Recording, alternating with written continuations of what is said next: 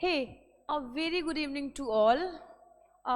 आज ना मैं आप लोगों के पास आई हूँ, एक आप लोगों की बड़ी प्रॉब्लम आ रही है। I have received a lots of messages regarding कि मैम सीए फाउंडेशन में पेपर नंबर 2 कैसे क्लियर करें।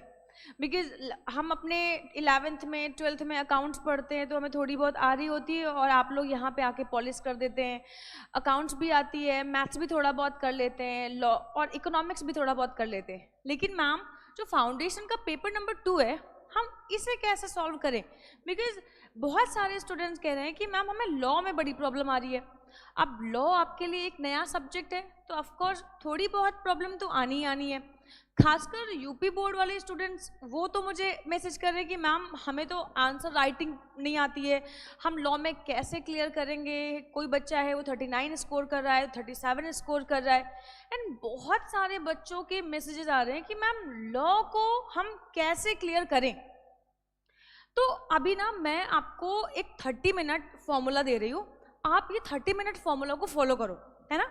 एंड इस 30 मिनट फॉर्मूला के 6 स्टेप्स हैं और आपको इन 6 स्टेप्स को फॉलो करना है। अब देखो है क्या, आपकी स्क्रीन पे आपको दिख रहा होगा कि मैंने यहाँ पे 6 स्टेप्स लिख रखे हैं और मैं आपको आज 30 मिनट्स फॉर्मूला बताने जा रही हूँ। मैं उम्मीद करूँगी कि अगर आप इसको फॉलो करोगे तो डेफिनेटली आपको पेपर नंबर 2 में कोई प्रॉब्लम नहीं आएगी, ठीक है। अब चलो स्टार्ट करते हैं, क्या है 30 मिनट फॉर्मूला। देखो बच्चों का मैसेज मेरे पास क्या आया कि मैम हमें लॉ में जब आप क्लास में पढ़ा रहे होते हो या बाकी बच्चे कहते हैं मैम जब हमने अपनी फैकल्टी से पढ़ा तो हमें लॉ समझ में तो आ जाती है लेकिन हमें वो रिटेन नहीं होती है, एक बड़ी प्रॉब्लम है।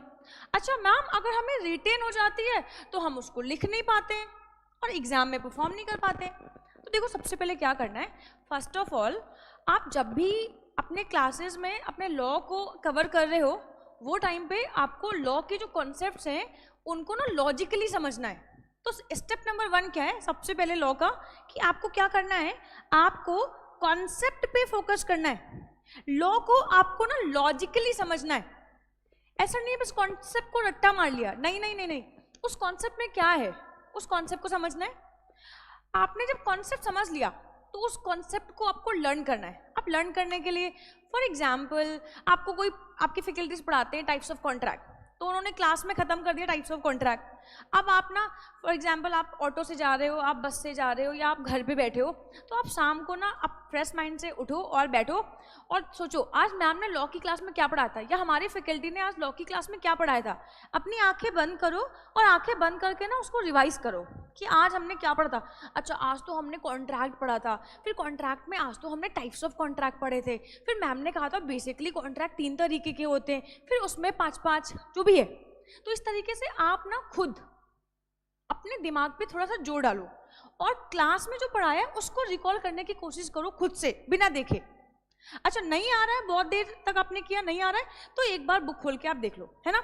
तो सबसे पहले तो क्या करना है, लॉजिकली आपको कॉन्सेप्ट समझना है, फिर आपको लर्न करना है। एंड लर्न करने के लिए ऐसा नहीं है हर बार किताब उठाई और शुरू हो गए, नहीं।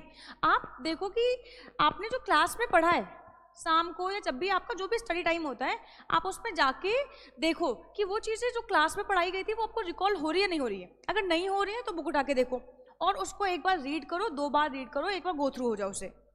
अच्छा लेकिन अब लर्निंग करोगे कैसे, तो अगला स्टेप हमारे पास आता है, सबसे पहला है फोकस ऑन द कॉन्सेप्ट, फिर आता है लर्न द कॉन्सेप्ट। अब लर्न मैम कैसे करें, हाउ टू लर्न। यहाँ पे देखो सबसे पहले आपको क्या करना है, राइटिंग द आंसर। जब आपको शाम को आप बैठते हो आपको रिकॉल हो गया कि अच्छा ठीक है आज हमने ये पढ़ा था, तो फटाफट एक लॉ के लिए कॉपी बना लो, उस कॉपी पे लिखना स्टार्ट करो। अच्छा ठीक है आज मैम ने ये बताया था। देखो फर्स्ट टाइम आप लिखोगे ऑफ कोर्स आप लॉ की बिल्कुल सेम टू सेम लैंग्वेज नहीं लिख पाओगे जो आपके बुक में लिखी हुई है, लेकिन आप उसको अपनी लैंग्वेज में लिखने की कोशिश कर सकते हो, ठीक है।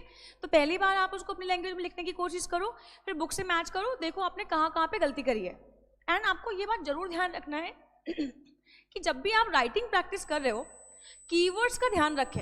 जैसे मैं आपको क्लास में जब भी पढ़ाती हूँ तो बताती हूँ बेटा ये कीवर्ड्स है, इसको हाईलाइट करो, इसको ब्लॉक करो। जब भी आप लॉ में आंसर राइटिंग करोगे आपको कीवर्ड्स का ध्यान रखना है कि आपके उस आंसर में आपके लॉ के कीवर्ड्स होने चाहिए और कीवर्ड्स को आप याद करेंगे, हाईलाइटर लेंगे उसको हाईलाइट करेंगे, ठीक है। तो सबसे पहले क्या करना है, कॉन्सेप्ट को लॉजिकली समझना है, फिर क्या करना है आपको, लर्न द कॉन्सेप्ट, आपको कॉन्सेप्ट लर्न करना है। लर्न कैसे करना है, आप घर जाएंगे अपने पढ़ाई के टाइम पे क्या करेंगे, रिकॉल करेंगे कि आज हमने क्लास में क्या पढ़ा। अगर आपको याद आता है तो आप उसको एक रजिस्टर पे लिखना स्टार्ट करें, अगर नहीं याद आता है तो बुक खोल के देख सकते हैं कि हमने क्या पढ़ा, ठीक है। एंड देन लर्न कैसे करेंगे, राइटिंग प्रैक्टिस करके। अच्छा, राइटिंग प्रैक्टिस जब आप घर पे करना स्टार्ट कर दोगे ना तो एग्जाम में आपका पेन ऑटोमेटिकली चलने लगेगा। तो राइटिंग प्रैक्टिस करनी है।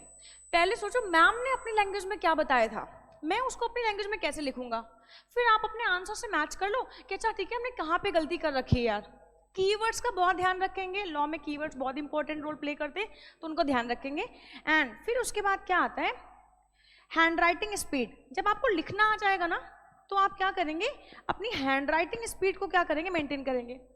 कभी कभी ऐसा होता है, बहुत सारे बच्चे आते हैं बोलते मैम हमें लॉ का पेपर तो सारा आता था बट मैम हम लॉ के पेपर को कवर नहीं कर पाए, मैंने तो 70 मार्क्स का ही किया है, मैंने तो 80 मार्क्स का किया मैम, मैंने तो 40 मार्क्स का छूट गया मैम। तो ये प्रॉब्लम कहाँ आती है, जब आप अपनी राइटिंग स्पीड को मेंटेन नहीं करते हो। देखो पहले आपको राइटिंग प्रैक्टिस करनी है, जब राइटिंग प्रैक्टिस हो जाएगी तब आपको अपनी स्पीड मेंटेन करनी है, ठीक है। आप पहले दिन से ही टाइमर लगा के बैठ जाते हो, ओके ठीक है ये क्वेश्चन को मेरे को 3 मिनट्स में सॉल्व करना है, 3 मिनट का 10 मिनट हो गया, अब तुम डिप्रेशन में चले गए। नहीं नहीं भाई, ऐसा नहीं करना है। आपको पहले दिन से वो आंसर जिसको 3 मिनट में सॉल्व करना है वो 3 मिनट में पहले दिन से सॉल्व नहीं करोगे, आपको प्रैक्टिस करनी पड़ेगी, ठीक है। तो राइटिंग प्रैक्टिस करेंगे, कीवर्ड्स का ध्यान रखेंगे एंड उसके बाद आप अपनी स्पीड को मेंटेन करेंगे, ठीक है। एंड PYQs, जितने PYQs हो सके लगाओ, और मैं कहूंगी भाई एटलीस्ट 5 टाइम्स, एटलीस्ट आपको 5 टाइम्स क्या करना है वो करके जाना है, 5 बार आप करके जाओ। एक एक क्वेश्चन को रीड करना है यार, हर क्वेश्चन को राइटिंग नहीं करना है लेकिन क्वेश्चन को रीड करो। PYQs जितना करोगे कॉन्सेप्ट क्लैरिटी उतनी ज्यादा बनेगी, आप कॉन्सेप्ट को रिलेट कर पाओगे। तो जितना हो सके उतना PYQs करो एंड रिवाइज रिवाइज रिवाइज। मैं वो 30 मिनट फॉर्मूला क्या है, 30 मिनट फॉर्मूला क्या, देखो बहुत सारे बच्चों को लॉ समझ में आ जाती है, कीवर्ड्स भी आ जाते हैं, लेकिन वो एग्जाम में परफॉर्म नहीं कर पाते। तो उस परफॉर्मेंस के लिए मैं आपको बता रही हूँ कि आपको डेली का 30 मिनट देना है लॉ पे, सिर्फ 30 मिनट देना है, और 30 मिनट्स में आपकी राइटिंग प्रैक्टिस होनी चाहिए। मतलब फॉर एग्जाम्पल आप कोई एक टॉपिक पढ़ रहे हो, जैसे आप कंपनीज एक्ट पढ़ रहे हो, तो आज आपने टाइप्स ऑफ कंपनी पढ़ा, आप टाइप्स ऑफ कंपनी पढ़ा और घर गए और घर जाके अब आपको क्या करना है, जितने टाइप्स के कंपनी पढ़े 30 मिनट्स में वो सारी डेफिनेशन, भाई एक क्लास में कितनी डेफिनेशन कवर होंगी, 3 डेफिनेशन, 4 डेफिनेशन या 5 डेफिनेशन कवर होंगे, मैक्सिमम 5, एंड 5 डेफिनेशन को लिखने में आपको 30 मिनट्स ज़्यादा नहीं लगेगा। तो आप एक काम करो, 30 मिनट्स डेली राइटिंग प्रैक्टिस होगी। आज हम कसम खाते हैं कि 30 मिनट्स, चाहे वो रात का टाइम हो, चाहे वो सुबह के टाइम हो, चाहे वो नून में हो, चाहे आपका कोचिंग में आए हो, आपका ब्रेक चल रहा है, 30 मिनट्स प्रैक्टिस आपको डेली करनी है। आज मेरे साथ कसम खाओ कि अगर आपको लॉ में अच्छे नंबर स्कोर करने हैं तो मेरी ये वाली बात मानो, मैं आपको बस 30 मिनट्स फॉर्मूला ये देना चाहती हूँ कि डेली लॉ की 30 मिनट प्रैक्टिस होनी चाहिए, राइटिंग प्रैक्टिस, रीडिंग नहीं, रीडिंग अलग से, 30 मिनट राइटिंग प्रैक्टिस। अब 30 मिनट में जब पहली बार आप स्टार्ट करोगे तो हो सकता है शायद आपसे 2 ही टॉपिक हो, फिर 3 टॉपिक होंगे, फिर 4 टॉपिक होंगे, फिर आप देखोगे कैसे कैसे 30 मिनट्स में आप ज्यादा लिख पाओगे। तो अभी से लेके टिल द एग्जाम आपको क्या करना है, आपको डेली 30 मिनट्स लॉ की राइटिंग प्रैक्टिस करनी है। आप ये कोई भी, जो भी आपकी कोचिंग में चल रहा हो, आप वही टॉपिक उठाओ। ऐसा नहीं है कोचिंग में कुछ और चल रहा है और आपने कुछ और उठा लिया तो गड़बड़ हो जाएगी आपके लिए।